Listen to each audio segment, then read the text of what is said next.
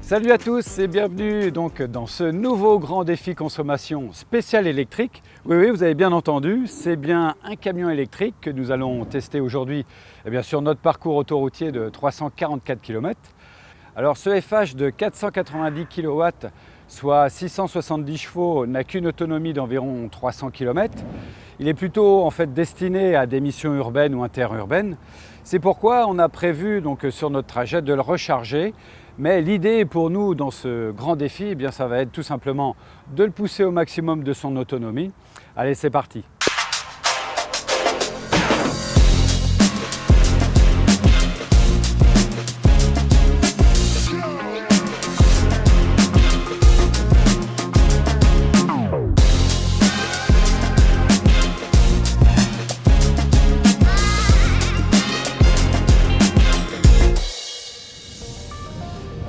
Alors j'ai rejoint Jeff à bord de ce FH électrique. Salut Jeff. Salut Vincent.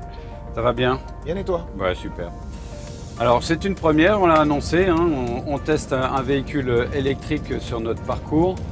Alors, nous sommes là dans une cabine, la grande cabine, c'est la Highlight, la Sleeper Cab. Rien ne change, ou presque. C'est éventuellement les indications au tableau de bord, parce qu'on est sur une version donc, électrique. Mais on a aussi donc, un commodo à la place du ralentisseur, sur lequel on retrouve 3 modes de conduite, soit automatique, le mode 0, le mode 1. Donc on va le développer ça, mais nous pour notre conduite, on a choisi le mode auto, avec lequel on retrouve l'utilisation notamment de l'high-roll. D'ailleurs, il n'y a que sur cette position A que tu as de l'high-roll. Oui, complètement. Donc position 0 et 1, tu ne l'as pas. Complètement.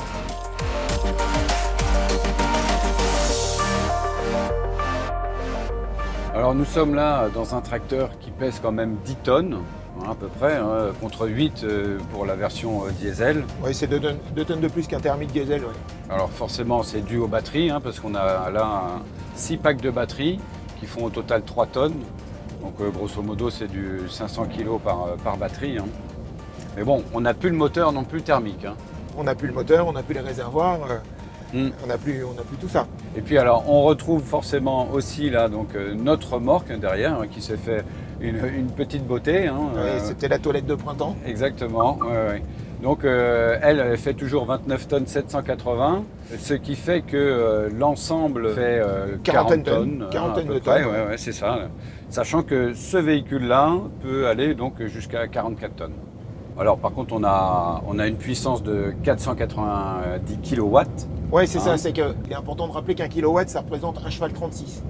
Donc en fait, la capacité maximale de traction de ce camion-là, elle est de 490 kW, donc on a quelque part un véhicule qui peut... 670 670 chevaux, 666 pile poil. Alors là, sur ce véhicule, on a 2400 Newton de couple, c'est pas mal. Absolument. Ouais, ça correspond grosso modo à un FH 460 en moteur thermique.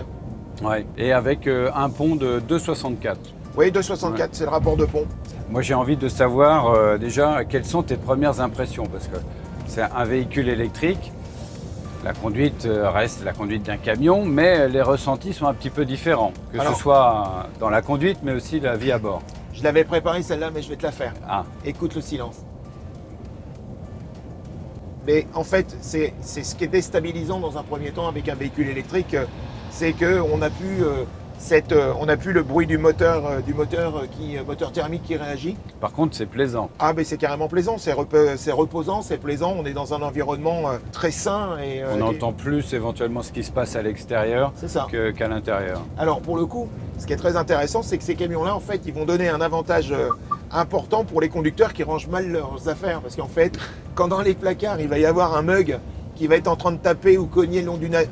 Ça va être assez radical, je pense. Pour que le conducteur... Ils vont l'entendre tout de suite, ouais. Alors on a parlé effectivement de couple.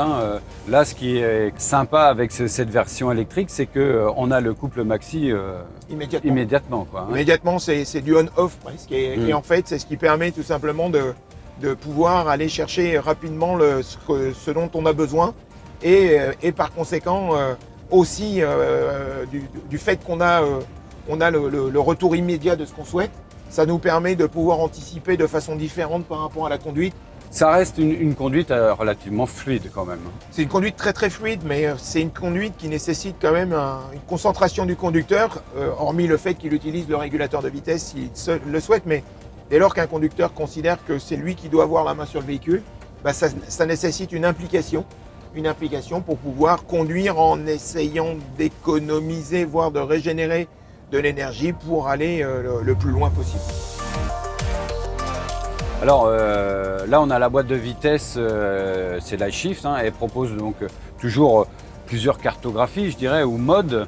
Sur la version diesel, on était en mode éco, mode standard, performance. Par contre, sur la version électrique, ça diffère un petit peu de la version diesel. Là, le mode éco, en fait, c'est le mode standard. Et le second mode, c'est le mode range. Donc c'est surtout pour optimiser l'autonomie du véhicule. Alors peut-être un peu au détriment par contre de la vitesse commerciale. Donc c'est éco, voire éco plus, quoi. Pour le coup, nous là, on est dans une utilisation standard. Exactement. Nous, on a choisi donc le mode standard. Alors par contre, on va revenir donc sur les différentes positions du Komodo. La position A, automatique, 0 et 1.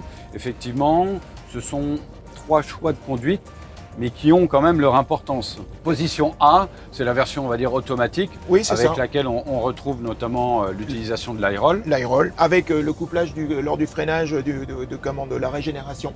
Exactement. Voilà. Donc ça veut dire que quand on appuie un petit peu sur la pédale, pour avoir de la retenue, c'est ça. Le véhicule régénère, ça recharge la batterie un peu. Tout à fait.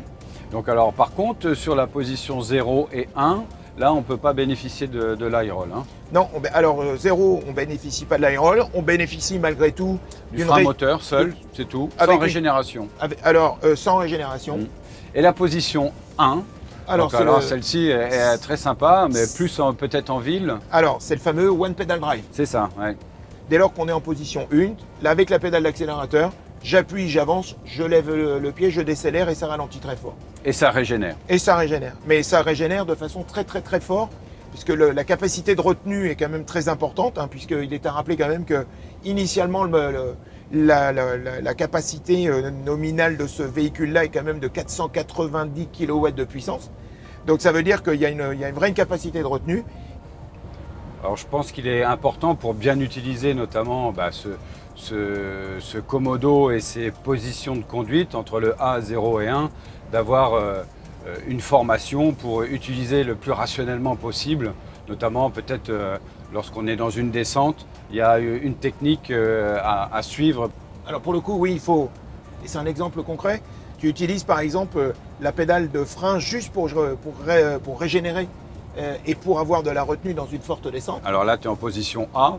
Là, on est en position A. En fait, il y a deux façons pour désactiver cette fonction sur la pédale. C'est soit que tu appuies sur la pédale d'accélérateur, mais là, pour le coup, ça n'a pas de sens puisque l'objectif, c'était de ralentir le véhicule. Donc, tu perds tout le bénéfice de la récupération, de la régénération. C'est ça. Alors, pour que tu puisses jouer sur les deux tableaux, en fait, la position du Komodo qui est initialement sur le A, tu la mets sur le 0. D'accord. Tu la remets sur le A. Le fait d'avoir fait un aller-retour sur la position 0 va tout simplement désactiver cette régénération-là. Sans appuyer sur l'accélérateur. Sans avoir consommé ce que tu as récupéré. Et en fait, c'est vraiment très intéressant comme option de juste appuyer sur cette pédale de frein-là, parce qu'en fait, c'est un peu comme le ralentisseur qu'il peut y avoir sur un VEB de chez Volvo, où ça génère une retenue.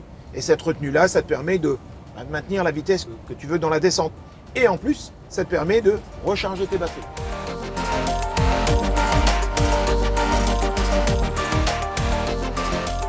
Bon alors voilà, nous sommes arrivés donc à la première étape, à l'ère du Mont-Saint-Michel, où comme convenu, donc, on a réalimenté en électricité le camion. On a fait 114 km. Et puis au niveau consommation, en fait, on est parti avec une charge totale. On était à 100% d'autonomie ce matin. Oui. On arrive ici, il nous reste 65%. On a consommé de façon globale 160 kW de Caen pour venir jusqu'ici. D'accord. On a mis une bonne heure là pour recharger, pour revenir à 100%. Ouais, une heure et quart, grosso modo, pour aller rechercher 100%, sachant qu'on était sur un poste de recharge fort. C'est de la charge rapide. Ouais. Donc là, il nous reste à aller jusqu'à Rennes et remonter donc jusqu'à Caen. Bah, l'objectif, c'est de couvrir le reste du parcours avec les 100% de charge qu'on a en termes d'autonomie. C'est ça. Donc là, on est un petit peu moins de la moitié. Il va nous rester 230 km à peu près, je crois. Ouais, grosso modo, 230, oui, puisque 114, 344, oui, c'est ça. 230 km. Bon, on va le pousser jusqu'au bout. C'est ça. Allez, c'est reparti. C'est reparti.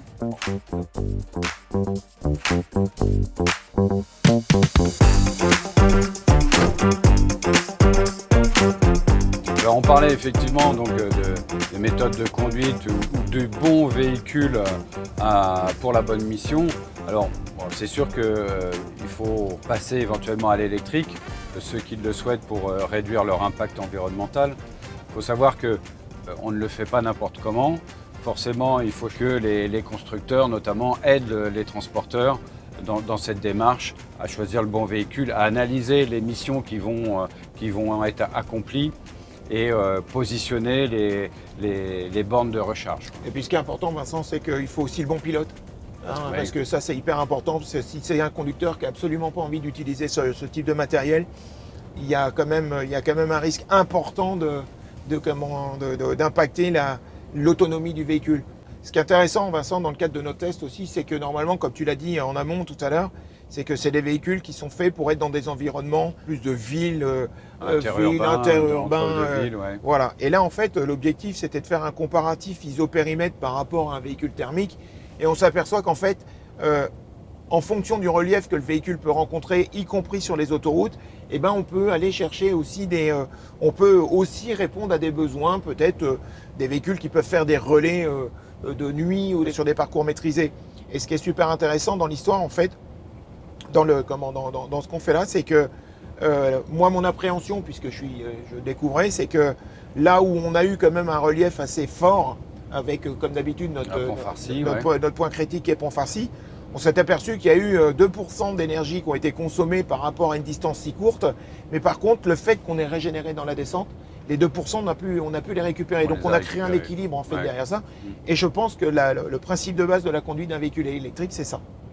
Absolument. Donc ça va demander peut-être pour le conducteur plus d'attention sur justement cette conduite rationnelle, comme on a dit, où tu consommes, mais il va falloir être plus attentif pour récupérer notamment de l'énergie. Moi, très clairement, l'autonomie, elle est de 300 km. Par rapport aux données qu'on va avoir, puisqu'on a fait notre biberonnage pour sécuriser la couverture des 300 km, je pense que ce véhicule-là, dans l'environnement du parcours de Truck Edition, on aurait pu couvrir les 300 km avec le véhicule. Après, il restait 44 km. Et les 44 km qui expliquent le biberonnage. Voilà.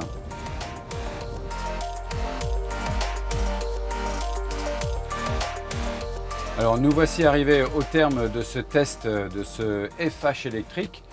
Donc je pense qu'il s'en est bien sorti. Il nous reste un peu d'énergie d'ailleurs. Alors là pour le coup il nous reste 26% à l'arrivée en fait. Donc c'est plutôt correct. Oui, c'est bien. Ouais. Bah, ça c'est bluffant quand même parce que comme on a pu le dire, pas de bruit. Moi j'ai apprécié le silence. L'échange en plus entre nous deux à bord, c'était quand même très sympa. On s'entendait bien. Oui, clairement. Ouais. Et pour le coup, le camion, pas de bruit, hormis le bruit des pneumatiques, l'aérodynamisme, le vent qui venait coiffer le camion. Voilà, mais c'est vraiment très très agréable. Donc là, on va pouvoir annoncer les résultats parce qu'il s'en est bien sorti. Alors, contrairement au diesel où on fait des mesures de plein à plein, là, on fait confiance au display. Oui. Donc, au niveau de la consommation globale, donc comme si c'était de plein à plein, donc consommation de volume. Au plein à plein, on est à 529 kW. C'est ça. 529 kW, soit une consommation moyenne au 100 de 149 kWh. Au 100, c'est ça. Donc voilà. Donc, si on devait ramener ça à l'unité, c'est 1 kWh 49 au kilomètre. Exactement. Sachant que, alors, on a fait de la régénération aussi, et on a donc pu récupérer 110 kW.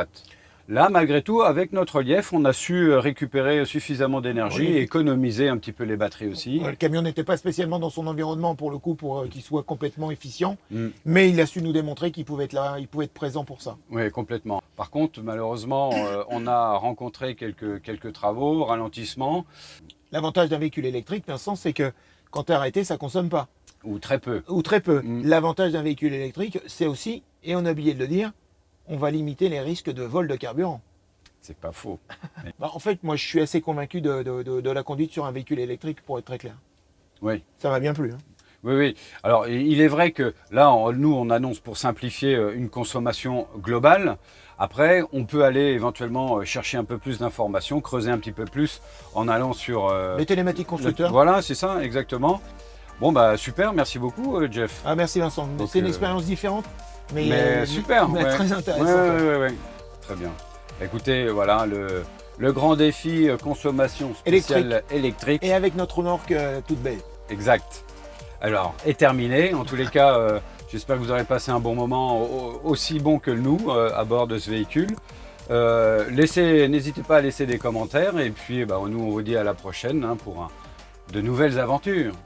Allez, ciao. À bientôt, merci.